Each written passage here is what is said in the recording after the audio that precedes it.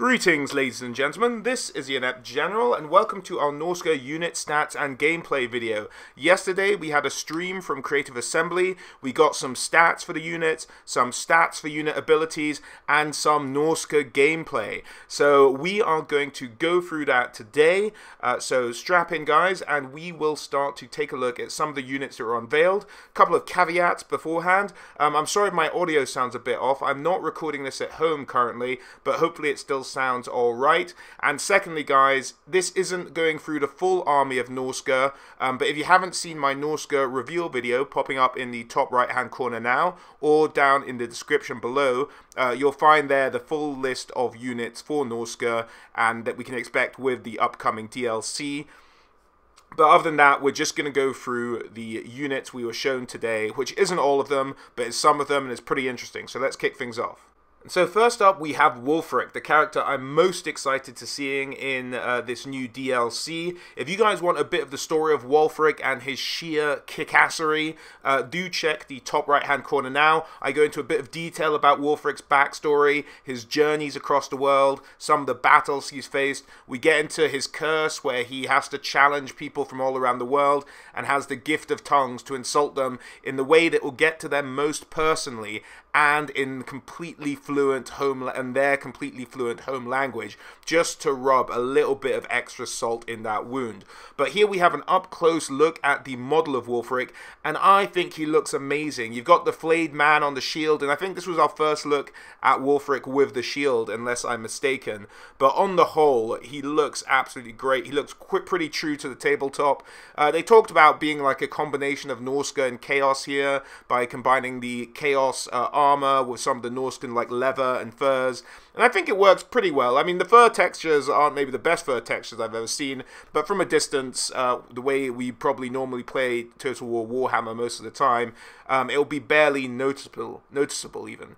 But let's kick into some of Wulfric's stats. Now, Wulfric is a duelist, much like he is in the lore, so let's compare him to some of the other duelists in Total War Warhammer.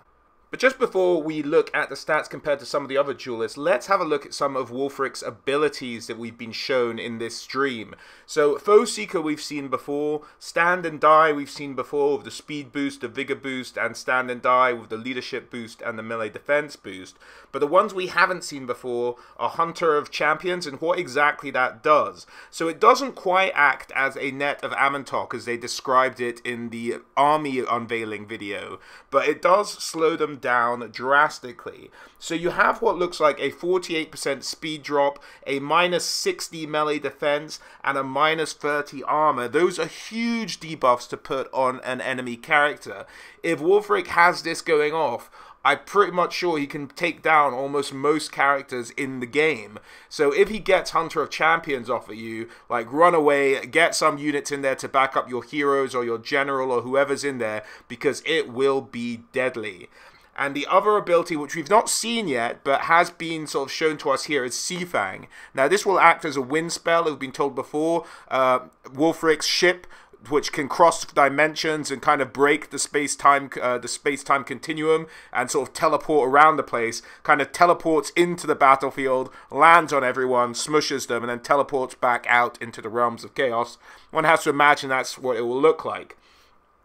But the interesting aspect about this is not only will it do direct damage, but it will also slow down any enemies by giving them Frostbite. Now, Frostbite is an ability that a lot of units in the Norscan army look like they're going to have, but we didn't know how powerful it was going to be. With a negative 52% speed, you're more than halving the speed of anything near you. Now, if you drop Seafang on an enemy hero and then drop Hunter of Champions, they're just not moving. They are just not going anywhere. So you have pinned them down effectively.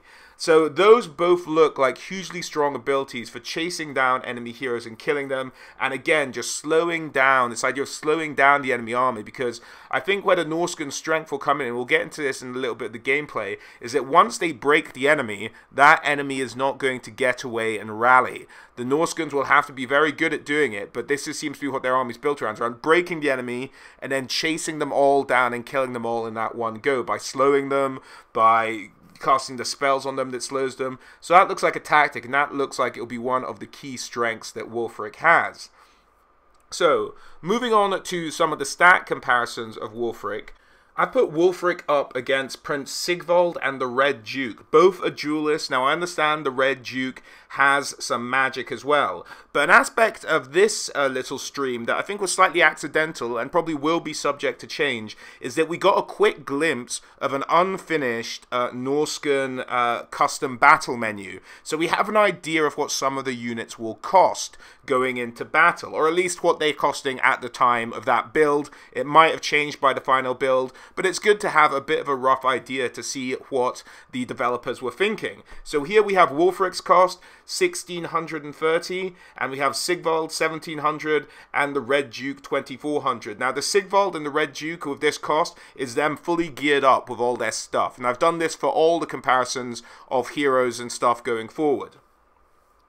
But we see Wulfric the Wanderer, 100 armor, same as Sigvald, more than the Red Duke. Leadership, less than both of them. Speed, less than both of them. Melee attack, as good as the Red Duke, better than Sigvald by 5. Melee defense, worse than Sigvald, same as the Red Duke. Weapon strength, 490, better than both of them. Charge, 50, better than both of them. All in all, I think he can pretty much stand toe-to-toe with these guys. But where he maybe does draw the distinction is with that ability he has just to completely debuff an enemy hero. Now, Sigvald has his regeneration, and the Red Duke has all of his magic, so that's maybe why he turns out a little bit cheaper than the other two. But I really think that at that price, if it stays like that, he really is up there for a very good choice. He also has a lot more health than the guys, and he also has a silver shield, which I think means he has a higher missile resistance than the other guys as well. So that's pretty great. I think he looks good at doing it. I think he doesn't have the charge defense that Sigvald has, but all in all, I think he can keep company with these two. The Red Duke maybe stands a bit above because he has a whole lore of magic as well, but apart from that, I think they really can just all go toe-to-toe with each other. So that's about the kind of level he stands at, and because he's cheaper, it almost makes him the better choice. I think it's pretty great. He has Siege Attacker, which I don't think either of the other two actually have, which means he can bust down walls. He also has his abilities, which we went through before. But that's about it, really. Higher health than those two, about just as tough, about just as attacky, higher weapon strength. So if he can bring down your melee defense and he can hit you with that huge weapon strength or higher weapon strength, then he can really do some damage early doors. But that's about how they stack up toe to toe. Let's move on to Frog. And again, guys, as I said with Wulfric, I've done a lore video on Frog here. If you'd like to know a bit more about him, a bit more about where he comes from and what his sort of motivation is to start his campaign of destruction against the old world, do check the top right-hand corner now, or you'll find a link to his video in the description below. But all in all, he looks great. I love his little beard with skulls in it. As I've said before in the army unveiling video, I wish he had a bit less of a paunch and he was a bit more sort of stacked in the sort of stomach and shoulder department, but his arms are massive and he looks hugely threatening. Now, when it came to Frog, it was a bit of a challenge to think of who to compare him to, but all in all, if we take a quick pause, we can compare him to some other monsters: Grimgor, Durfu, and of course, Kolek Suneater, the big boy of the group. So in terms of his cost, he's actually cheaper than all of these guys. But, you know, let's see how he stacks up against them. He should be the worst, but let's have a look at it. So armor-wise, he's 55. That is way less than Grimgor and Durfu, but about on par with Kolek. His leadership is the same as Kolek's, but worse than the other two's. His speed is the second highest after Kolek at 56 compared to Durfu's 36 and Grimgor's 38.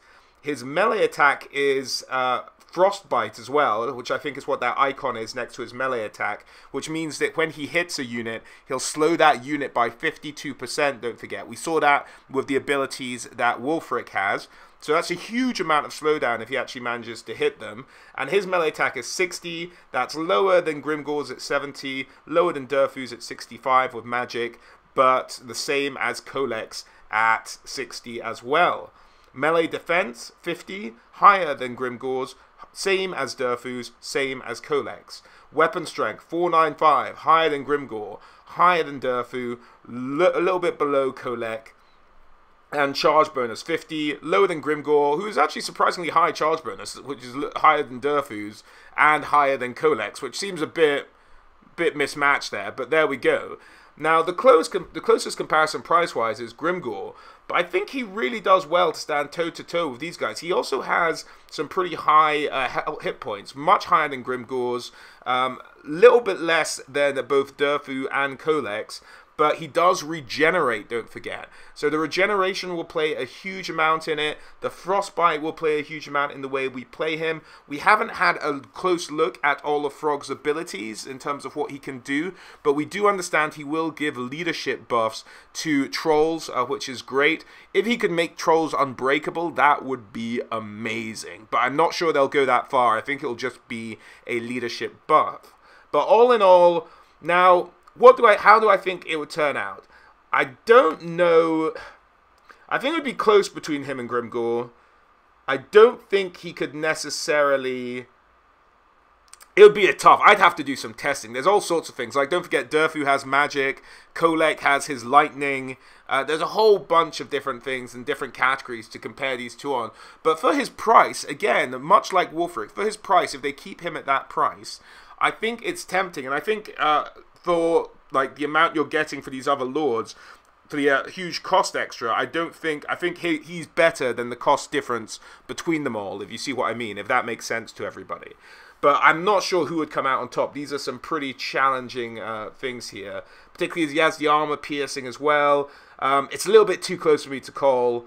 Obviously, with the melee attack being the same as Kolek's, the melee defense being the same as Kolek's, and his weapon strength being lower than Kolek's, and his health being lower than Kolek, you think Kolek could take him. Now, again, he has lower melee attack, but higher damage to Durfu, and their healths are closer together, or actually further apart, than with Kolek. So again, you'd maybe, it would all come down to the weapon strength there, and the fact that with armor piercing, how much it could get through Durfu's much higher armor value there as well. It's just hard to say, guys. I'd have to do some testing on this. I can't tell from the stats alone. But that in itself, and if they keep him at that price on the custom battles and the multiplayer, he'll make a very enticing choice indeed. And can't wait to get my hands on Frog. So next up, we have the Fimir Balefiend. Now, for those of you guys who don't know what on earth a Fimir is, again, we're quite lucky to get these 3 in a row, but do check the top right-hand corner, and I've done a whole lore video on the Fimir, their culture, their armies. I've maybe missed out some of the more lascivious aspects of some of their earlier canon, but for the most part, to get a good enough idea of them, do check out that video, again, top right hand corner or down in the description below. But for the Fimir, they kept describing the Fimir Balefiend as being a bit of a hardy mage who can kind of get involved in combat, so we decided to compare him against the Branch Wraith and the Bray Shaman. So these two I kind of picked as kind of hardy-ish mage sort of spellcasters. The Branch Wraith obviously with a combined lore of magic all of their own. But let's have a look at how they stack up. Now, the Fimir Balefiend obviously has a lot more health than the other two at 4,801. That little one at the end is a bit hilarious. No idea why that's on there, but there we go. Compared to the Branch Wraith, 3,810, and the same with the Bray Shaman. Now, also has a lot more armor than both of those. Same leadership as the Branch Wraith, a little bit less leadership than the Bray Shaman. Speed, quicker than both. But obviously, the Branch Wraith doesn't have a mount, but the Bray Shaman does, thus negating that necessarily speed bonus, but much quicker than the Branch Wraith. Now, this is where it gets a bit strange, because they have melee attack, magical damage, and armor sundering. So they can destroy armor, much like some of the Gobbo units we saw with Skarsnik.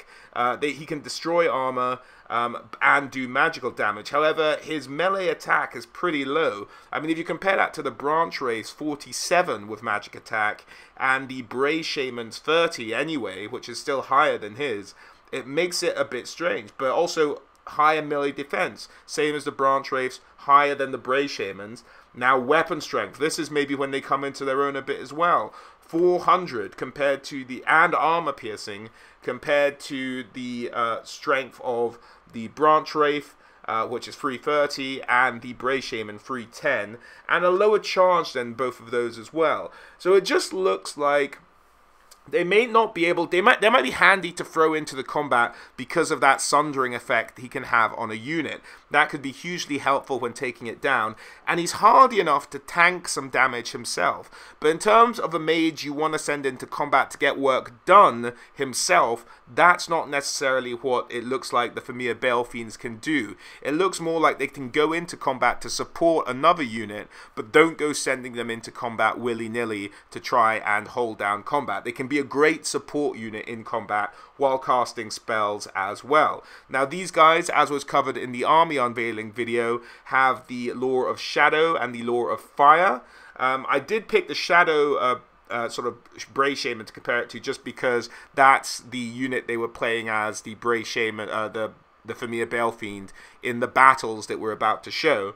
But that's about the only reason. So all in all, I think that's how you should use him. Send him into combat. Don't be afraid to send him into combat, but make sure he's backed up by a unit. Maybe a unit that needs some sundering done to whoever they're fighting's armor. So particularly helpful maybe against something like the dwarves. So that's maybe the utility you can use these guys in, as opposed to a normal sorcerer that you have.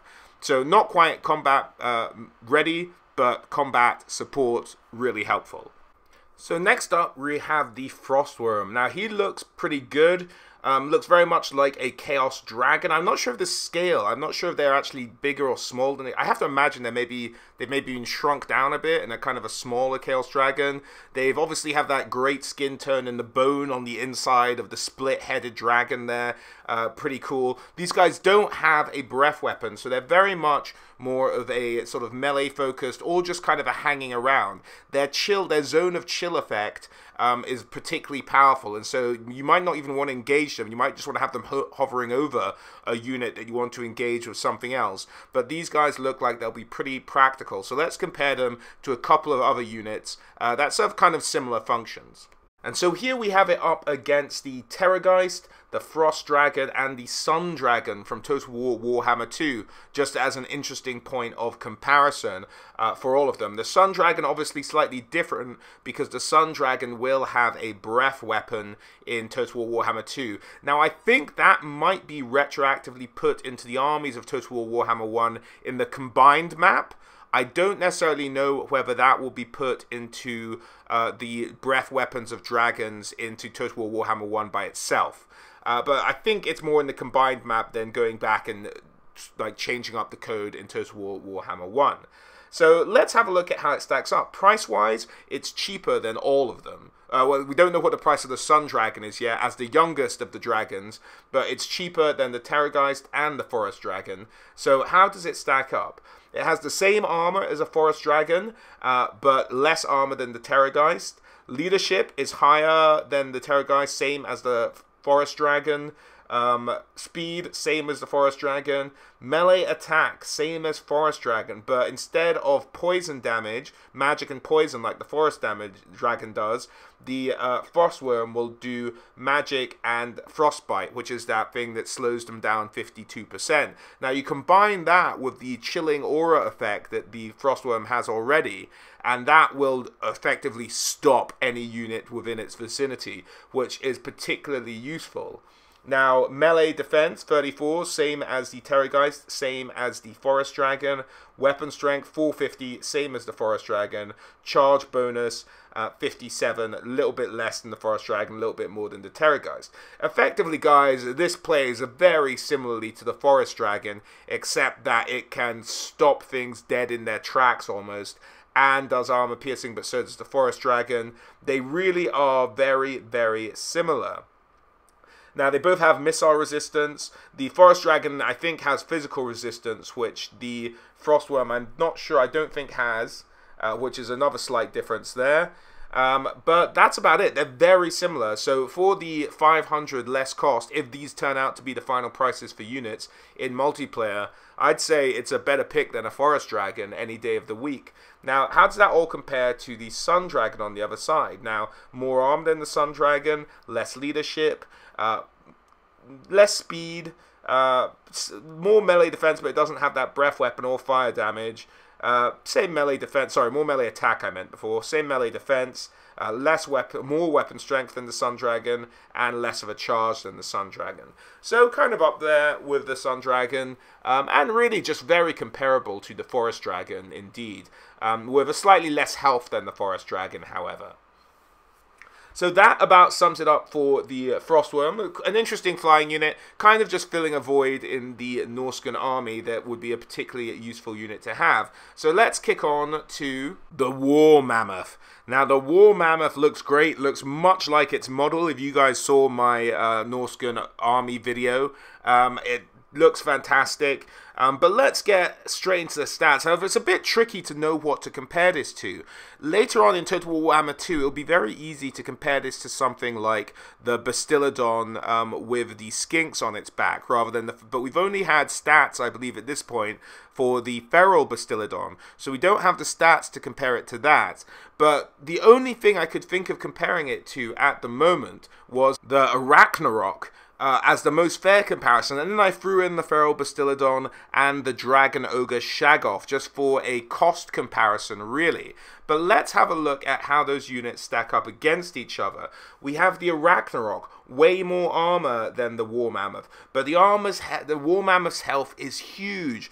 13,000. I think that may be the biggest we've seen so far. That is a huge amount of health. But less armor, the War Mammoth, than the Arachnarok Spider. More leadership. About the same speed, just by one difference there. Melee attack, much higher for the Arachnarok at 54. Melee defense, higher for the Mammoth. Weapon strength, 524 for the Mammoth. It might not hit as often as the Arachnarok, but hits a lot harder. Charge bonus, double that of the Arachnarok. Ammo, about the same for both of them. Range, higher for the Mammoth. Missile damage, a bit higher for the Arachnarok Spider with the gobos on top. But the War Mammoth does do anti-large damage. So that's because of the javelins being thrown off its back, one has to imagine. So that's the comparisons there. Now I have to imagine, just because the health is so much higher on the Mammoth, head to head, the Mammoth will probably come out on top. They both, of course, have Siege Attacker. They both, of course, cause terror. But the Mammoth just looks like it can do a whole bunch of damage. We're going to get into the Mammoth a bit more as we look at the battles coming up.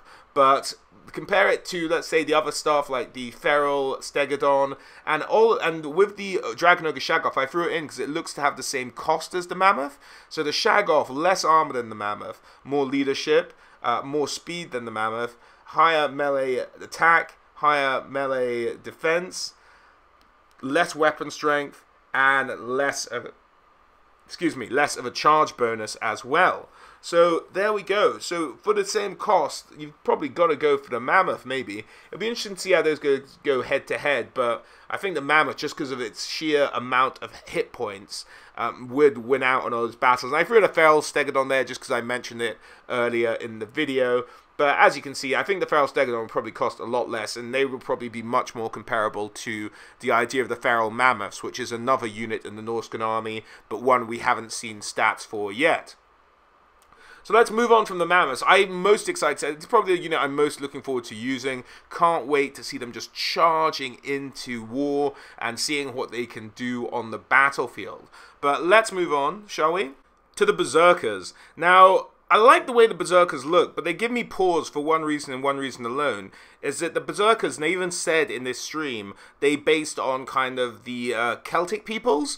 Now, that puts me into a bit of apprehension as to whether we may ever see Albion. For those of you who don't know, or who haven't necessarily seen my video on the Albion armies in the Warhammer world, Albion is kind of a stand-in for Celtic Britain, and they have a history there, and there's a whole campaign, but do check out that video if you get a chance. Again, in the top right-hand corner, or down in the description below if you're interested in finding out a bit more about the Islands of Albion. But because these guys have the blue paint, have the ginger hair, have very much that kind of look of an Albion soldier, it may suggest that we may never see an Albion army or an Albion campaign simply because they've kind of used the look for the Norscans. But that might just be my paranoia setting in. Otherwise, I think these guys look pretty great. I like their kind of incessant deep breathing, just ready to hack someone's head off or bury an axe into someone's skull at any given moment. So they look like they're having a great time, just super revved up, ready to go. Now let's see how these Berserker nutters compare to some of the other nutters we've seen going around the Warhammer world in Total War so far. So joining the Berserkers in the Nutters Club are the Flagellants, the Battle Pilgrims, and the Forsaken. Now, if the costs stay the same as we saw in that sort of stolen little image, we will see the Berserker Marauders cost as much as the Forsaken. Now, the key aspect here is look at how much health the Marauders have compared to these other units.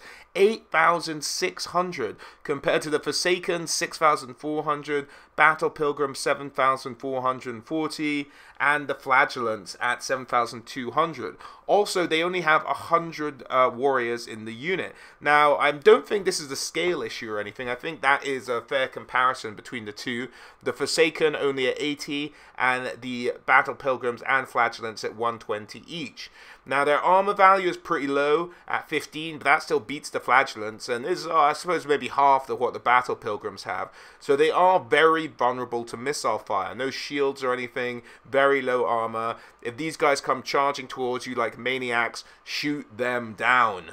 Leadership, 70. Again, on par with the Forsaken, although Forsaken that much higher armor value. Speed, 37. As quick as the Flagellants, quicker than Battle Pilgrims, not as quick as Forsaken. Melee attack, 40. Way better than Flagellants. Way better than Battle Pilgrims. Way better than Forsaken. So these guys can really hit you when they want to. Melee defense, 18. That is better than the Flagellants, worse than the Battle Pilgrims, and worse than the Forsaken. But weapon strength, 52. Better than both the Flagellants and the Battle Pilgrims, not as good as the Forsaken. And charge bonus 30 versus 26, and the 18 of the Battle Pilgrims and the 36 of the Forsaken. So really, this is the kind of first unit I suppose we bumped into where for the cost, the Forsaken actually come out on top. Even though that's a lot of extra health, that's 2,000 extra health. I want to say I see the Forsaken maybe taking that fight. I don't know if they could make up that difference. That'd be an interesting test to do, particularly as they cost the exact same, or might cost the exact same going forward. Anti-infantry for the Marauders, Frenzy, damage dealer, Forsaken are armored, damage dealer, Frenzy. It's a bit of a toss-up. Maybe the anti-infantry might help them out with it. Very tough to say, but the weakness, more of a weakness than the Forsaken have, nail down the Marauder Berserkers with missile fire. You'll need to. They will do some major damage. They won't last too long, it looks like, with their low melee defense and their kind of zero armor, but they will hit you hard if they get half the chance, particularly against an unarmored unit or a low armored unit. They will do some serious damage. They will carve through zombie hordes, carve through peasant mobs, and really just get into the meat of your army. And you don't want them to do that because, don't forget, these guys have Berserk. And these guys have Berserk. And we've seen Berserk show up. It gives huge amounts of bonus to leadership, to physical resistance, and to melee attack, I think, were the 3 stages. Forgive me, I'm just trying to remember that off the top of my head. But Berserk, by leaving them in combat for 22 seconds for each stage. So if you leave them in combat for a minute against some zombies, they will come out of that combat much, much stronger and then move on to your next unit with those higher stats, those bonus stats. So that's really what you have to watch out for these guys if you're fighting them. But if you are playing as them, try and launch them into the softest unit the enemy has. Just like something that they can go against, it won't do much damage back to them. Let them get pumped up, let them become Berserk, and then go on a rampage from then on in. That's really how you have to use these guys. But all in all, it's an interesting mechanic around them, and I'm looking forward to seeing them. Now, how they compare against the Forsaken, whether the Forsaken can just finish them off before they get any of those bonuses, we'll have to wait and see. But an exciting matchup for the future, guys. But I think think on the whole, price-wise, I think they probably do wipe the floor with Flagellants. I think they probably take Battle Pilgrims as well, if I'm honest. And then, yeah, then it really is just cost-wise, tete-a-tete versus them and the Forsaken. So, moving on from the Berserkers and their unique Berserk mechanic, let's go on to something a bit sturdier. Well, maybe not sturdier, but a little bit different. Let's have a look at the Marauder Spearmen. Now, we didn't get sort of a nice close-up image of these guys. We saw them on the in the battle images a little bit, but let's just sort of delve straight into their stats and their comparisons. So, these were Marauder Spearmen without shields, and I compared them to Unger Spearmen Herd without shields, and the Empire Spearmen without shields, and the Eternal Guard. Oh, they have shields. That was maybe a mistake on my part there. But anyway. Let's have a look at how they stack up. Price-wise, more expensive than them all, except for Eternal Guard with shield. They have armor about the same as the Ungor Spear Herd, which is pretty low, much lower, like half the amount of armor that the Empire Spearmen without shields have. Leadership 60, which is about the same as the Empire Spearmen. Speed 35, a little bit quicker than Empire Spearmen. Melee attack 25, higher than Empire Spearmen, higher than the Ungors, and you know, comparable, one off the Eternal Guard. Melee defense 37, much higher than the Ungor, higher than the Empire, a little bit lower than the Eternal Guard, although that is the Eternal Guard with shield, and I think their melee defense is slightly higher than the Eternal Guard without shield, unless I'm remembering that wrong. Weapon strength 25, same with the Empire, but they do have anti-large, but I suppose all Spearmen have anti-large, and the Eternal Guard have anti-large and armor piercing, so that's a little bonus for them, despite them being one lower.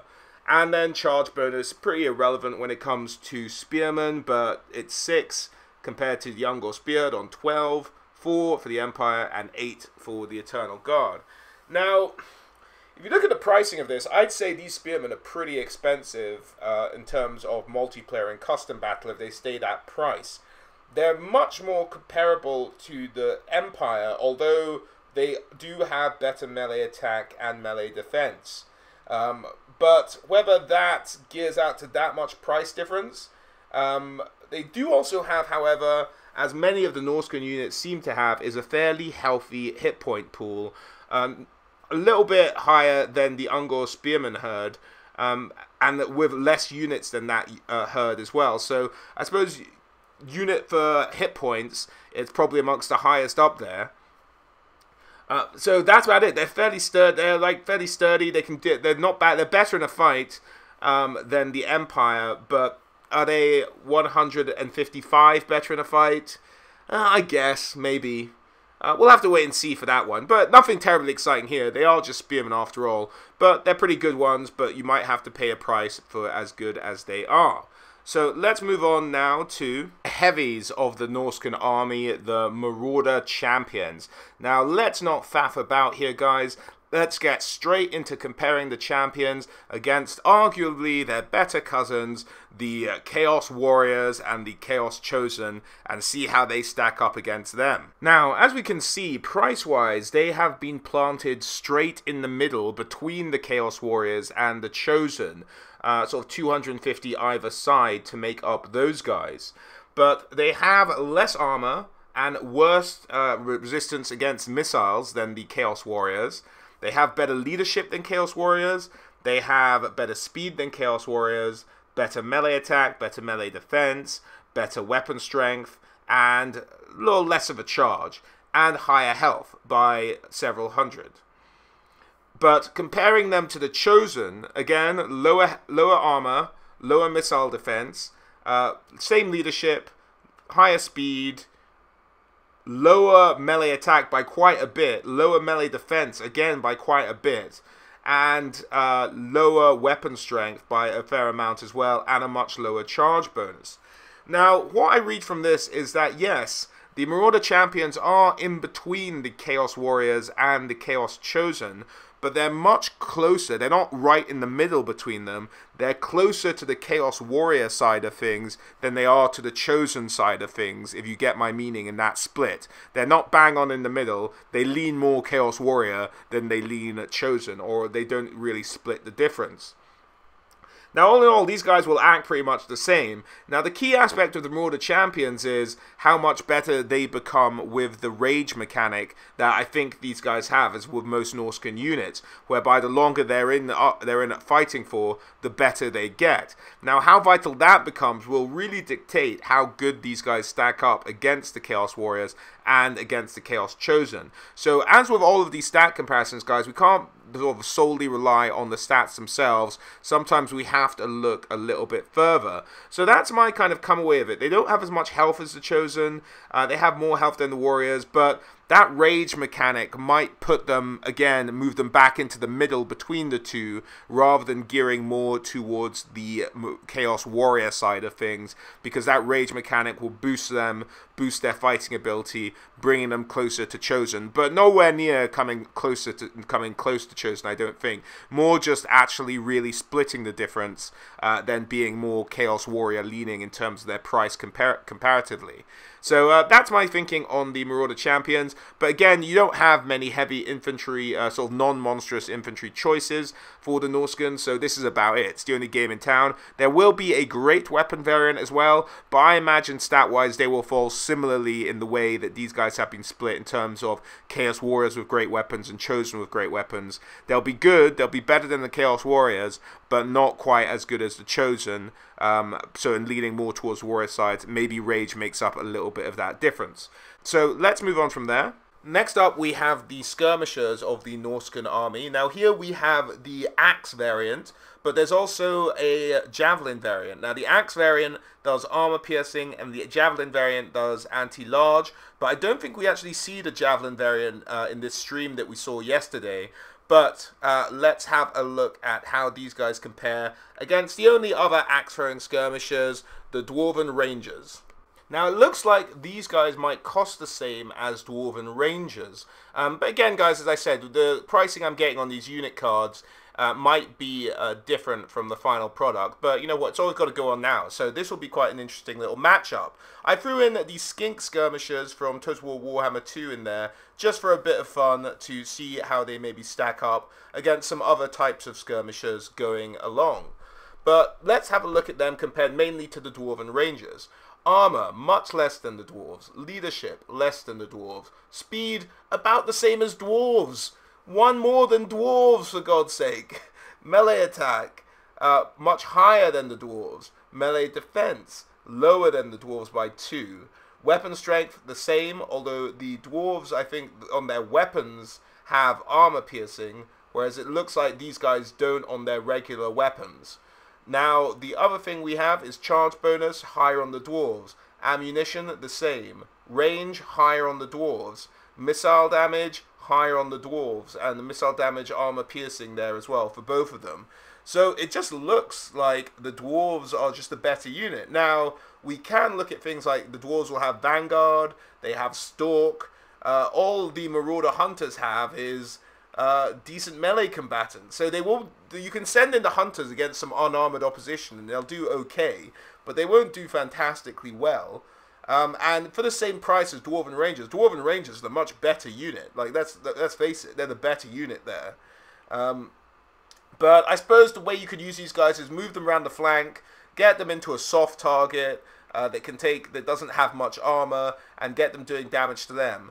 Now, they could maybe chase down missiles if they had to, but they couldn't stand toe-to-toe with another missile unit. But they could do a lot of damage from afar, and this is I see this being an annoying unit that the AI will do rather well with. That's my prediction. The AI will do pretty well with these Marauder Hunters. Players maybe not using them so much.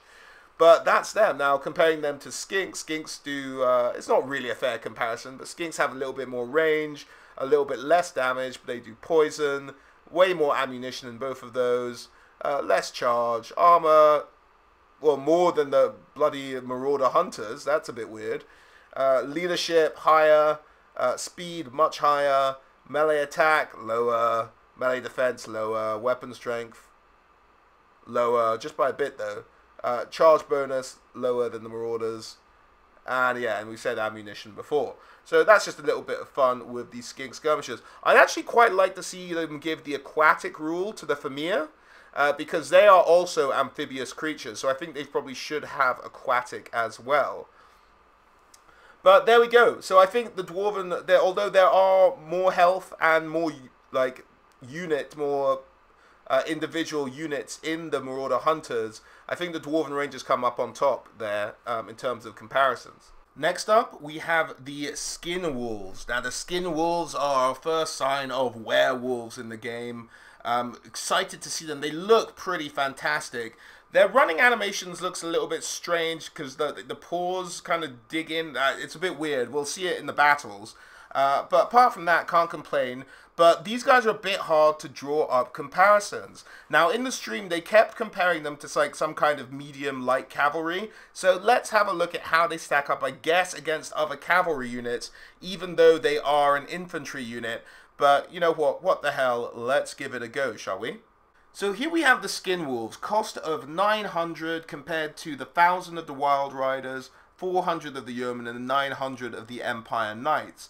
Now, they have a lot more hit points, but a lot less models as well. 24 in a unit as opposed to 60 for all of those cavalry units there. Now, armor, a lot less. There is an armored variant of these guys, which will have more armor, but not quite be as quick. Now, their speed is 75. Now, by themselves, they can catch the Empire Knights. They'll struggle with the other two, but they can catch Empire Knights, which I think is pretty important. They also have 32 melee, which is higher than Empire Knights, and 28 melee defense, again higher than Empire Knights. Weapon strength 60, double what Empire Knights have, plus anti-large. So it'd be interesting to see what a unit of 24 can do to a unit of 60 Empire Knights. It probably would not be pretty. Now, we do see these guys destroy cavalry units later on, but I think once you start to get towards the higher cavalry end, I think they'd maybe struggle with something like the Wild Riders with shields. At 33 melee attack to the Skin Wolves 32, at 29 melee defense to the Skin Wolves 28, and then 5 they do still have less hit points than the Skin Wolves, but they also have a more respectable weapon strength than the Empire Knights at 42. Then they might begin to struggle against the frenzying Wild Riders, particularly if there's just one unit. If you have 2 units of Skin Wolves, boom, no problem. You'll do the Wild Riders. But one unit of Skin Wolves against the Wild Riders might be a challenge. But I think the Skin Wolves could take the Empire Knights, even though they're about the same price. And having said all that, they could probably easily take the Mounted Yeomen as well. So they really could be quite effective cavalry hunters, missile hunters. Just get them around the flank, get them into something soft, get them into something big, and they will cause a lot of damage. These are really in the sort of top 5 of the units I'm looking forward to playing in Total War Warhammer, the Norsca DLC. Can't wait to get my hands on some werewolves. They're looking pretty great, and with their regen as well as Frenzy and Anti-Large, they look like they can be a force to be reckoned with. With I think what physical resistance there is, a white little shield, and cause fear. Quite a winning combination of skills there. Next, we have the Norscan Giant. Now, this is the Norscan Giant we saw in the trailer. It's the only skin of a Norscan Giant we've seen, so I'm guessing this might be the only variant of Norscan Giant. Hopefully, there's maybe one more. That would be pretty great. But this might be the only one. Now, Giants, what are you going to compare Giants to except to other Giants? So let's do that, shall we? As we can see, really, a Giant is a Giant is a Giant. The Beastmen Giant has no forest penalty. Apart from that, all of these Giants have all the same stats. We didn't see a cost for the Norscan Giant, but I'm guessing 1600. They're all pretty much the same, so nothing terribly exciting from the Norscan Giant. They didn't give him that Frostbite ability, which could have been interesting. He's just another Giant, guys. He's a reskinned Giant. He looks kind of cool, but that's about it, really, as far as Giants go. Last but by no means least on our list, we have the Norscan Trolls. Now, these guys, let's compare them to some other trolls, shall we? I think they look pretty cool with their kind of ice club and their sort of chaos troll like horns and the kind of ridden up teeth right up into the nose kind of thing that Frog has. So very much sticking with him. And we know these guys will get boosts if they are in an army with General Frog as well. But let's compare them to other trolls, shall we? So looking at Norscan Trolls compared to their other troll cousins, we see that the Norscan Trolls could potentially be as expensive as the Chaos Armored Trolls. Now, what are we getting for that? Well, they have the same amount of health as all the other trolls. All trolls have the same amount of health, same amount of guys in their unit. They all have regeneration. They all have armor piercing. They don't all have armored. That's just the Chaos Armored trolls. But these guys have Frostbite, which is, again, just to remind you guys, the ability for when they hit a unit, that unit is slowed down by 52% of its speed. So really drastically reducing its speed there. So armor-wise, they're the same as a Chaos Troll, which is a little bit less than a Greenskin Troll and way less than a Chaos Armored Troll. Their leadership is 38, which is the same across the board for all trolls. Speed 54, same for all trolls. Melee attack 40. Now I think that is the highest for any troll, the melee attack, with Frostbite as well. So when it does hit, it does slow them down. Melee defense 28, higher than any other trolls as well. Weapon strength 102, higher than any other trolls. And charge bonus 40, again, higher than any other trolls. So although these guys aren't as armored as the Chaos Trolls, they are the better trolls. If you had an armored version of these guys, they'd be pretty formidable. But that seems to be where they're going. The idea that they have this, they have the Frostbite thing to slow down the enemies, but they pretty much play like the other trolls, but they're just a little bit better. They're better at hitting, they're better at defending themselves, and they hit more powerfully, and they charge more powerfully, which is pretty great. Now, if you consider that leadership is really the primary weakness of trolls, and if you consider having Frog in an army will actually boost these guys' leadership, depending on to what extent, but it could make these guys an extremely powerful unit to have with him in the army. So keep that in mind, guys. And for that, that really about sums up our stat comparison on the stats we were given so far for the Norscan units. Let's give you guys a quick glimpse of the accidental screen slip that yet happened, where I got all of this pricing stuff from the different units and different armies. And here it is. Now, what has me a little bit curiosity-wise is the Regiments of Renown down there in the infantry section. Now, this could be... what I theorize is maybe some of the special units you get during these hunt missions or these quest missions that the Norscans will have, and that might be what makes up the Regiments of Renown in their army. So we're looking forward to seeing that. Again, that could just be placeholder and they just stuck a purple one in there for fun because they didn't have any images and they didn't have the right unit cards ready. Or it could be that those are Regiments of Renown that you get during quests during the campaign, and you can pick here in custom battle as well. But we'll have to wait and see what those end up being. We see our first unit cards for the Shaman as well, in there with the lore of, I think it's Death, Fire, and Shadow? I want to say, I can't remember completely off the top of my head what they were. But yeah, that's about it, guys, for the unit comparison. Let's delve straight into the battles, shall we? So here we are in the first battle they played on the stream, guys. I have left the voices in, so if you hear some sort of innocuous whispering in the background, it's just because I've left the volume on fairly low for this recording. But let's have a look. We've got the Mammoth coming in here for a charge. Now, I think the animation actually jutters here. I think, if I remember correctly, we zoom in here a little bit. And it jutters a little bit, but you can see the potential for this. He sort of goes early, he does his head jerk a little bit too quick, and then sort of has to restart the animation. But absolutely mows through a unit of foot squires there. Now, this is a very weak Bretonnian unit they put up against themselves. And again, a Mammoth charging into foot squires, which is perfect for them. Avoiding all that anti-large of the Knights of the Realm and any spears. Now we have the Frostworm coming in here, trying to slow down enemies, maybe chase down some missiles if he needs to.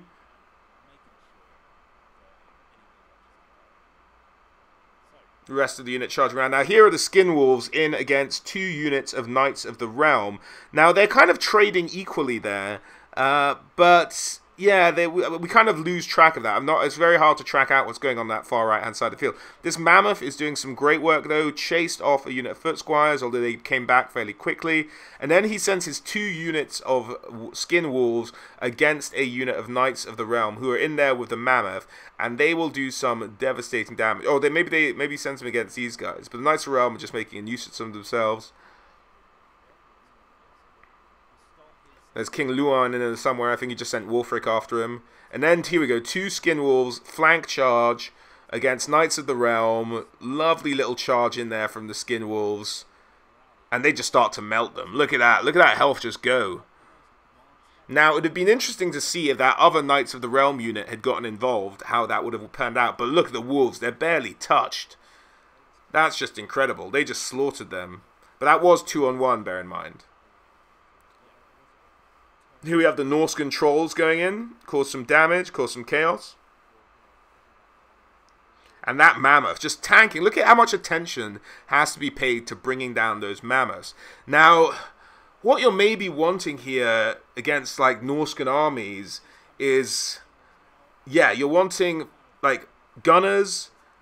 I mean, Bretonia doesn't have a lot. I mean, bows, I suppose bows with fire is really all best you can help for because there's a lot of regeneration in the Norscan army.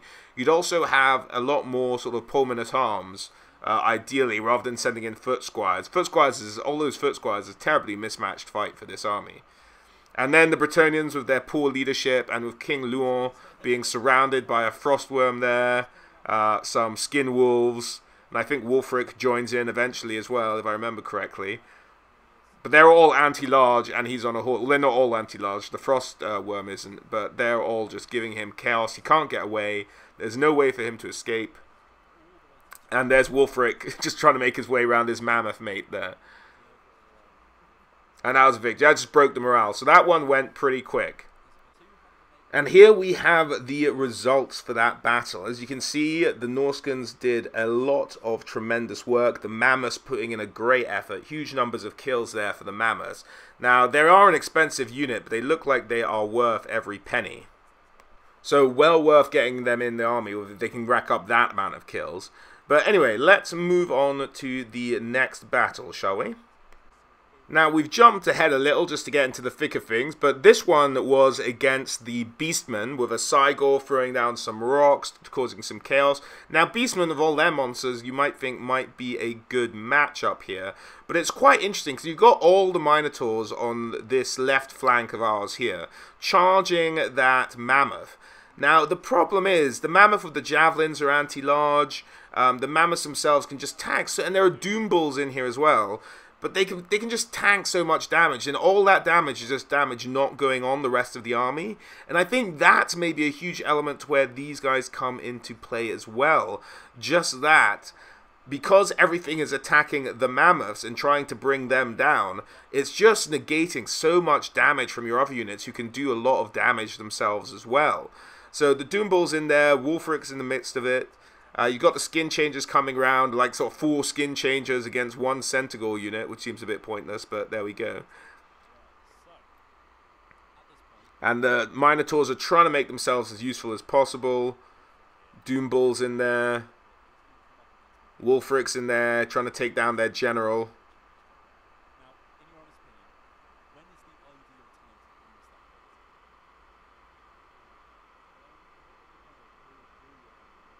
Now I think he's trying to cast the the Hunter Champion. There you go. You see the effect, like ice coming up from the snow and just like skewering the enemy general there, slowing him down. That's obviously what that effect looks like, Hunter of Champions.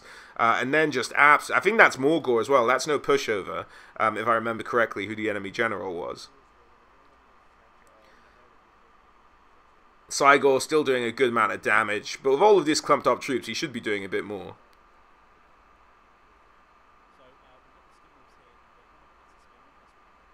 Again, those skin changes just charging through everything, going after that Cygor now. See what I mean by little run? It looks a little bit off. I mean, it's good that it's wolf-like, but there's something odd about it that I'm not sure. I can't put my finger on. And I like the Frostworm there, just like running along on its 2 hind legs, like T-Rex style. I thought that was a pretty cool little animation there. And then look at how slow the Cygor's going to get away because of the chilling effect and the frostbite of the Frostworm. It's just like slow motion moving. It's hilarious. But even if he was moving fast, I don't think he'd get away from those skin wolves anyway. And the Mammoth's just tanking damage from all those Minotaurs. And he has just massacred them almost by himself. There was some like Spearmen, Marauder Spearmen in there maybe, but he just tanked all of that damage. And Wulfric's been doing a good bit of work in there as well. Mainly against heroes, but still, that's kind of his job in the battle. Not to get a huge amount of enemy kills, but really just to nail down the enemy heroes and the Doom Bulls and all those kind of things.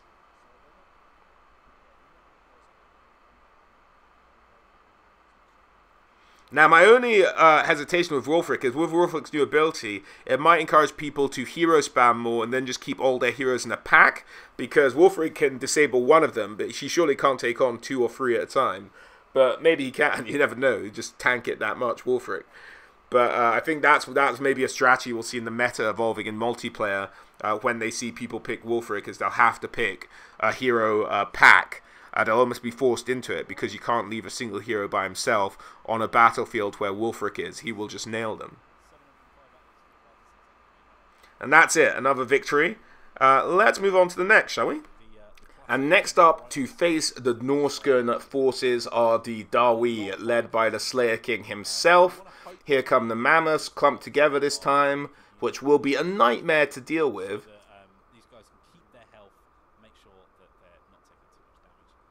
Leading away the skirmishers for some reason. Maybe just to absorb fire from the cannon. Big target, straight line of fire. I feel like that's a good target to start off with. Siege weapons haven't taken too much of a fire out so far. No, I mean they're covering the ground quite well, quite quick. Yeah. And Wulfric looking for the Slayer King, I'm assuming. Oh no, that's actually their magic user, I think. Yeah, trying to cast some spells. Pit of Shades. No reaction from the dwarves, which is unusual. But due to their magic resistance, this doesn't actually do very much to them.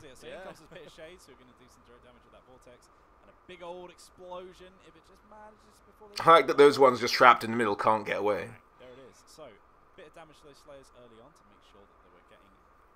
So the punching force of the army being kept back. Coming around the flanks. Those 2 skirmishing units got absolutely mullered.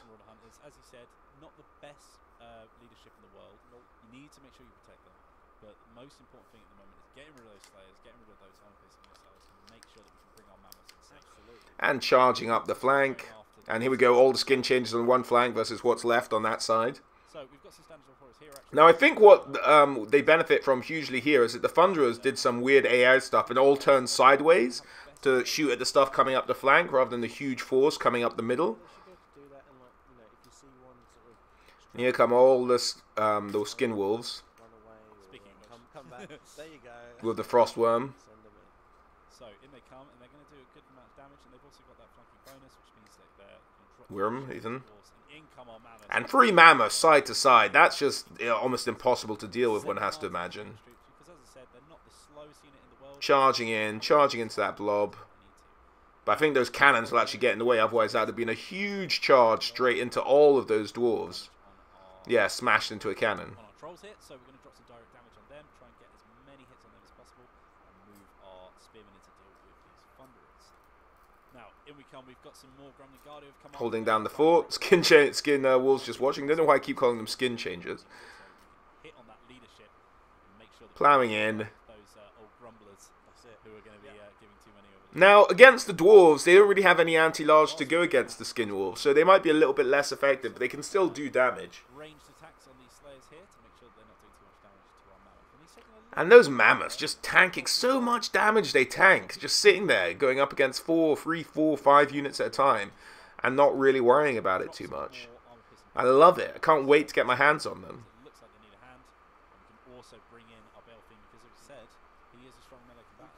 Here comes the familiar mage, Bale Fiend.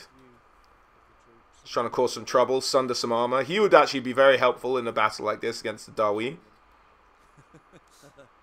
A lot of routing units from Norsca. The skin changes are doing alright. Not a lot of fire damage on the side of the dwarves to really negate any kind of regen going on. And those mammoths just plowing. The dwarves have nothing they can do against them. At least not anymore.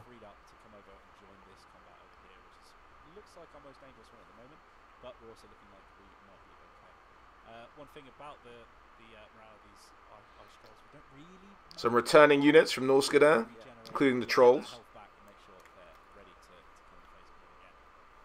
And it's looking pretty good on our side. Now that Bale Fiend, I did shove him right into combat against the Lord. And mammoths together again, just absolutely destroying all these dwarven units. I almost feel sorry for them. And there's the Slayer King himself. being protected by a cannon crew, but that Mammoth isn't having any of it. And here comes Wulfric. Come in to smack it to pieces. Oh, look at that Mammoth guy. Smashing around. Having a great time. And here he comes. Big old shield. There you go, mano a mano, with a Mammoth to their back. The champions here. Here we go. Ginger on ginger. Ginger on ginger. Oh, bash! Bash from the Mammoth, straight into the back of the Slayer King, with Wulfric still trying to have a go at him. You've got two Mammoths backing you up. It's not really a fair fight, is it? With the Mammoth back up, that about sums it up for that battle. As well. These guys are looking like they are not enjoying this conflict at all. Let's have a look at the chat as well. Use Wulfric, we just did. Why are you guys whining about Empire? Oh no, there's a bit of chat whining that there's no Empire. There they go. Maybe we need to do an Empire. Just doing solid work there. Ungrim is looking really, really sore at the moment. Slayer King, last man standing, as per usual in these kind of fights. Trolls. Now he's got some trolls. There he is, he's dead. That is gonna be the And victory. Alright, on to the final battle, guys. right. Okay, guys, and here we have the final battle against the Empire. Here comes some Hellstorm rocket batteries, which could potentially do a lot of damage to a Norscan army. Now, if you had a couple of Hellstorm rocket batteries and you had the Luminarch, then you can start to stand up against some Mammoths, I think. Then you have a fighting chance. But there's no Luminarch in the Empire army here, although I'd love to see how many hits of a Luminarch a Mammoth can tank. Most mounted heroes can maybe take 2-3 hits, maybe. I'd have to think. I'd be curious to see how much a Mammoth can actually just take. But here comes the armies, not giving them, trying to get in on that artillery on those Hellstorm rocket batteries, which are unusually deployed right at the front for the AI. There are the skin changers running around the side, looking for the Empire cavalry. And the Mammoths coming in from the side as well, just causing chaos and destruction wherever they go. There's the Life Wizard trying to help out where he can for the Empire. Now, even the Halberdiers didn't seem to be able to do very much against a Mammoth. Make sure he gets after him. Drop a little stand or die as well to make sure people are getting their buffs. And here's the big matchup. Two champions going after each other. And look at the amount of damage he's getting. Now, is this Wulfric versus Franz? Yeah, Wulfric versus Franz, going for it. Mano a mano. And Wulfric is battering him. Loves going after those lords. So we're not using these armor-piercing missiles. We really shouldn't. So let's bring them over against this steam tank. And Wulfric's taken almost no punishment. He must have put Hunter of Champions on that, because look at him, Wulfric's still on full life. Torn them to pieces with the help of their big Mammoth buddy. And we can bring our Frostworm in now against Frostworm into the silver bullets. Good choice. They won't get away now. You've got them. Look at them just moving so slowly because of that chilling aura effect.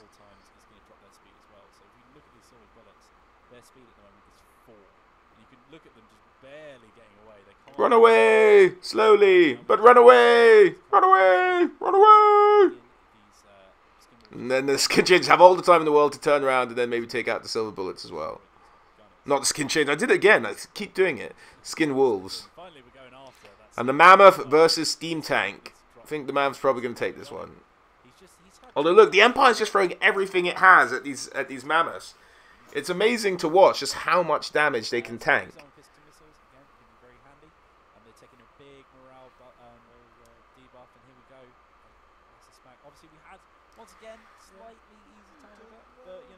But that many Mammoths in the army might be quite unusual. We'll have to wait and see. It'll be quite expensive, I imagine, as well. You're always going to struggle more against the... And that's everything broken except for the steam tank, and then that's everything on the steam tank. I assume Wulfric killed Karl Franz and is almost still at full health. So, we've just got the steam tank left because he's unbreakable, so let's just see our entire army... Get him! To make sure that he just gets... Some nice shots of everything just closing down on this. And look how slow the running away troops are. They just can't move with all this frostbite, all this chilling effect. Just can't get anywhere. And I don't think that tank's going to last for very long. Norsca. Hope you've enjoyed having a look at them. We'll probably call that the final battle because, you know, we don't want to show off too much. We've got lots to show off in the next coming weeks.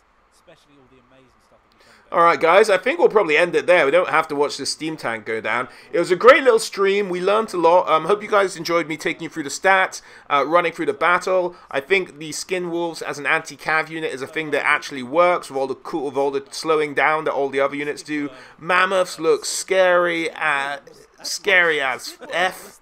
To put it delicately, and the trolls look not bad, but I think they will be hugely punishing under the General Frog rather than Wulfric. But these mammoths, man, my word, they're the biggest, like, what? Of these battles. Just shocking, just absolutely devastating. Just can tank so much damage, draw so much of the enemy army's attention, that you can just get on with the rest of your day killing whatever you like while everything's tied up trying to do at least half damage on a mammoth. But that's about it, guys. As always, a huge thank you all for watching, and I hope to catch you all on the next one.